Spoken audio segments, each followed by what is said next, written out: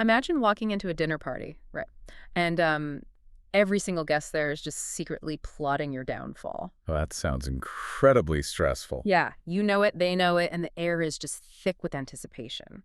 Well, today we're looking at a man who didn't just walk into that trap. He basically completely flipped the table on it. You really did. But, before we jump in, may God bless your day, and may he bless the entire week you have ahead of you. Because today's deep dive into chapter 14 of the Gospel of Luke is going to challenge, well, exactly how you view your own status, your own generosity, and your own commitments. Right, it's a heavy one. It is. We're relying on this really fascinating set of study notes from the Holman and NAA Bibles to unpack all of this. And our mission today is to put you, the listener, right in the middle of this radical reversal of expectations. Yeah, starting in a deeply hostile dining room and ending with some pretty shocking demands placed on a massive crowd. Exactly. So let's just set the scene. Put us in that dining room. Right, so the setting here is, well, it's critical to understanding everything that follows. We are at the house of a prominent Pharisee. A powerful religious leader. Right? Exactly. And it is the Sabbath. So in the first century context, a dinner like this wasn't just like a casual gathering of friends. Like a backyard barbecue or something? No, not at all. It is a highly formalized social event.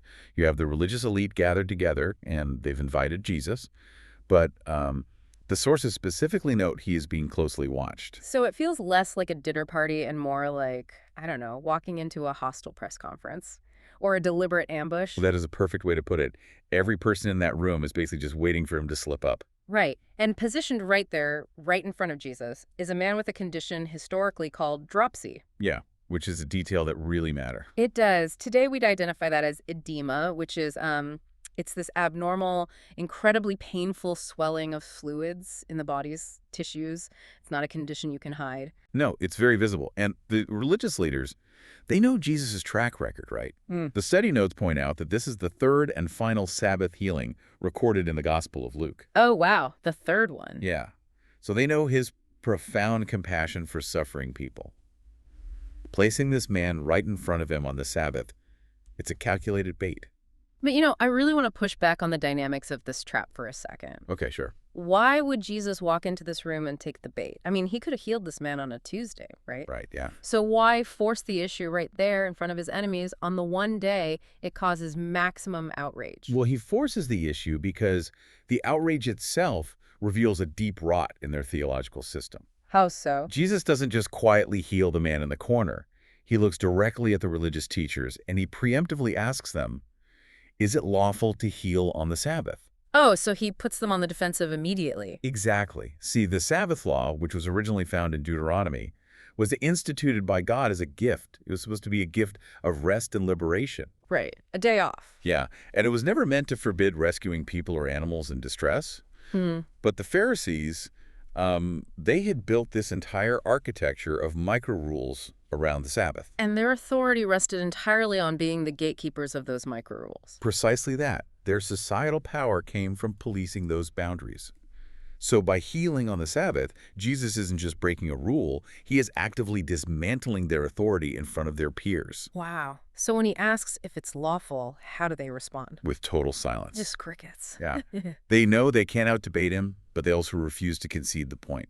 So Jesus heals the man, sends him away, and then asks him this totally devastating question. Yes, he said. He says, which of you, if your son or an ox falls into a well, will not immediately pull him out on a Sabbath day? Oh, man. So he exposes the fact that they would gladly break their own rigid rules to save their own financial property and ox, but they are furious that he breaks their rules to save a suffering human being. Exactly. It's a breathtaking indictment of their priorities. It really is. And what's fascinating is that this obsession with, optics and status, it doesn't just stop with their theology. No, it bleeds directly into their social lives. Right. Because Jesus goes from being the target of their observation to actually observing them. And he watches these prominent guests arrogantly scrambling for the best seats next to the host. Yeah, and to understand the scramble, you really have to understand the honor-shame culture of the ancient Mediterranean world. Right. It's very different from today. Very. Honor was viewed as a limited resource, almost like a currency. So if someone else moved up in status, you inherently moved down. Wow. So it's a zero-sum game. Exactly. The seating arrangement at a banquet was a visible, undeniable map of the social hierarchy. sitting close to the host meant you had maximum honor. So it's basically this high-stakes networking event where everyone is aggressively jockeying for the VIP table. Yeah, and Jesus sees this, and he decides to tell them a parable. Right, the parable of the seats. He says, when you're invited to a wedding banquet, don't rush to take the place of honor. Because if someone more distinguished than you arrives, the host will come and tell you to move down. Which would be mortifying. Oh, you'd be publicly humiliated in front of everyone. Yeah. So Jesus says, instead, take the lowest seat. That way the host comes to you and says, friend, move up to a better place, and you receive public honor. Okay, but, wait. Isn't taking the lowest seat just a sneakier kind of manipulation? How do you mean? Well, it feels like a first-century version of humble bragging. You go sit by the kitchen door so everyone can see how amazingly grounded and humble you are, knowing the host is socially obligated to promote you. Right, like playing a game. Exactly. It sounds like a life hack for social climbing. Yeah, and that is exactly the danger of reading this as just etiquette advice. Yeah. But the study notes highlight that Jesus is tapping into a core theological principle here. It's deeply rooted in Old Testament wisdom literature, especially the book of Proverbs.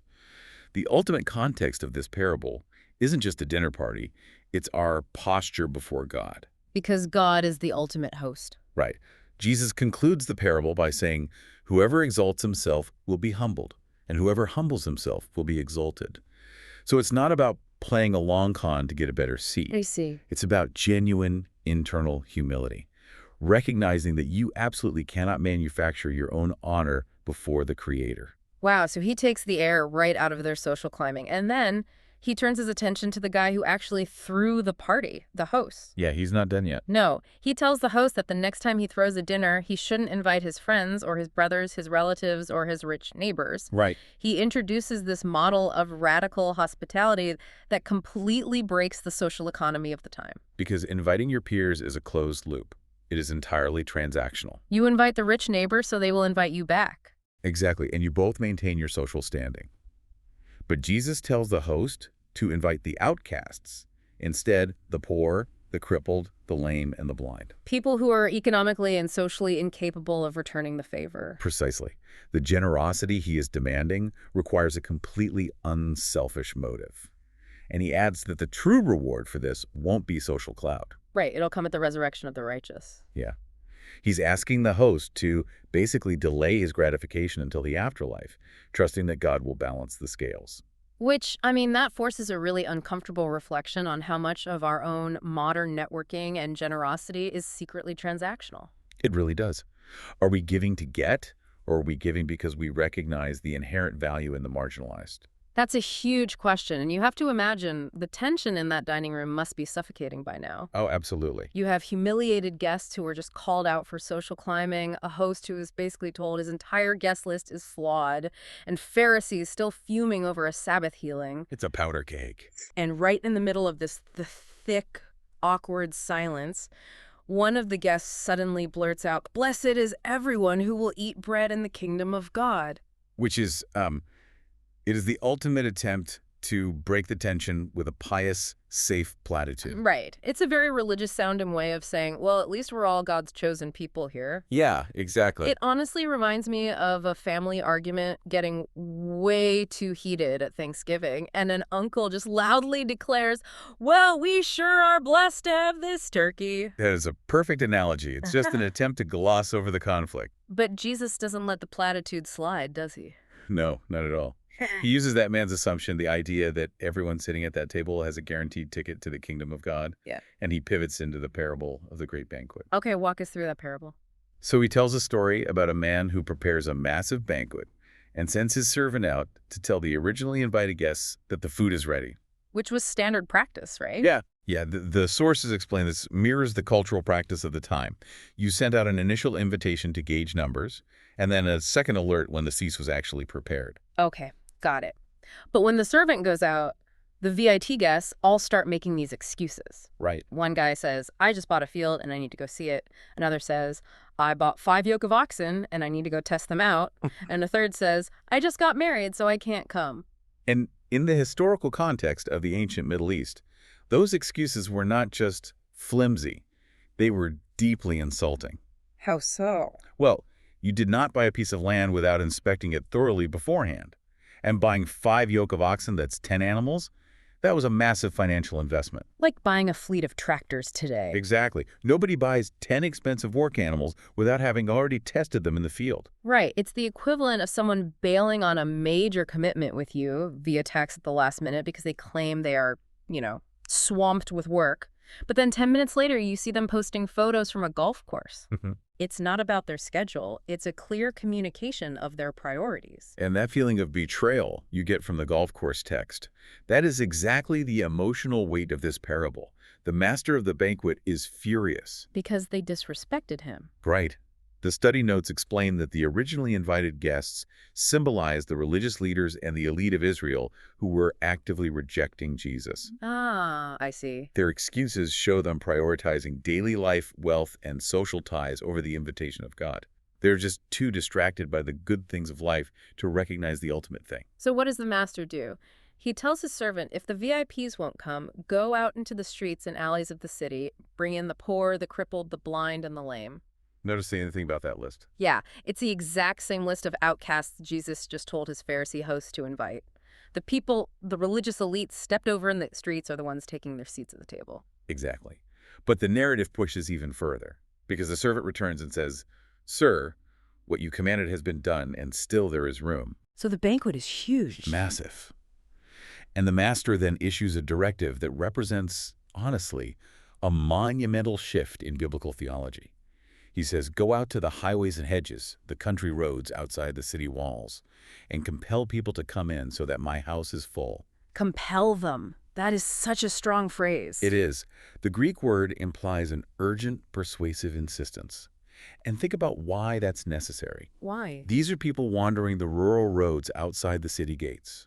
If a servant from a wealthy estate approaches them and says, hey, you're invited to a banquet, they wouldn't believe it. Oh, right. They would assume it's a cruel prank. Exactly. The servant has to passionately convince them that the grace of this invitation is real and that they are truly welcome. That makes total sense. And furthermore, the sources point out that these people outside the city walls represent the Gentiles, non-Jews. The invitation to God's kingdom has expanded far beyond the original borders of Israel. Wow, that completely shatters the assumptions of the guy who blurted out that pious statement earlier. The kingdom isn't an exclusive country club for the religious elite. It is a massive open house for the broken and the outsiders. Yes, but right when we get comfortable with this beautiful, wide-open invitation, Jesus leaves the dinner party and the narrative abruptly shifts. Right. We move from the broad, free invitation of the banquet to the incredibly strict, uncompromising conditions required once you actually decide to walk through the door. Yeah, the text notes that large crowds are now traveling with Jesus. The banquet parable worked. People are excited. They feel the momentum. They want to be part of this movement. And Jesus turns around to this massive crowd and essentially delivers the ultimate anti-sales pitch. He gives them the fine print. He demands absolute commitment. He really does. He turns to the crowd and says that to be his disciple, one must hate their father, mother, wife, children, siblings, and even their own life. Plus, they must carry their cross. It's intense. It is. On the surface, telling people they have to literally hate their family sounds incredibly harsh. It borders on, cult-like isolation. How did a first-century, family-oriented audience process a statement like that? Well, it would have been deeply shocking, which is exactly his rhetorical intent. Jesus is addressing a crowd caught up in superficial hype, and he needs to wake them up. But hate, like literal hatred. No. The Greek word used here for hate is miseo. In this specific context, the study notes clarify it is a Semitic idiom of preference and priority. It does not mean literal emotional malice or hostility. Okay, it's an idiom, but how does that work in practice? It means to love less. Jesus is demanding supreme, unrivaled priority. Look, in the ancient collectivist society, your family was your identity, your economic safety net, your retirement plan, everything. Right. To put a wandering rabbi above your family was social suicide. Ugh. Jesus is saying a disciple's commitment to him must be so total, so consuming, that their love for their closest family members looks like hatred by comparison. Oh, If it ever comes down to a choice between following the way of Jesus and appeasing your family's expectations, you must choose Jesus. okay, that clarifies the language, but the demand remains staggering. He is asking for a loyalty that overrides our deepest human instinct for self-preservation. Yes, he is. And to ensure the crowd understands this isn't a casual commitment, he provides two practical analogies about calculating the cost. Right. The first analogy involves a person building a tower.